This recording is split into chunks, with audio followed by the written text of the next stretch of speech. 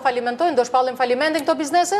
Shiko, kjo është një histori që është pa dhe herë të tjera, por që Shqipëria ka për ta vujt pak më shumë sepse jemi më pak të përgatitur, sepse kjo histori ka ndodhur dhe me Bullgarinë, me Rumaninë, kur në moment që kanë hyrë në Europë, ata kanë pas Firo bizneset. Këtu mund të për biznesin e manufakturës që ka pas i Firo goxha të madhe, gati 20%, por këtu flitet për gjithë biznesin në përgjithësi me fjalë. Që 85% është pothuajse zero.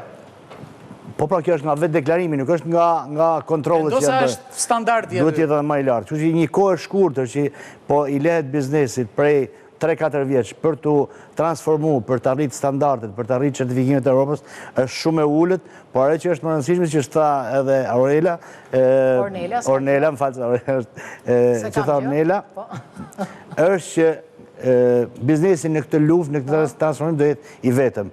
80% e fondit nga Komuniteti Evropian do shkojnë për administratën dhe për reformën drejtësi.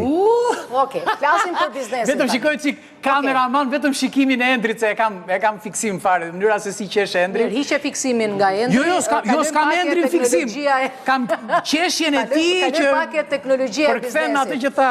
Anduen, që biznesi të jetë avangard me botën, që ti të konkurosh me tregjet ndërkombëtare tani, jo me tregun shqiptar, ti duhet kesh një teknologji njerë. Si vilet Ullirin Elbasan, akoma? Si, ma thuaj, si. Me dajre? Jo, me dorë, ma.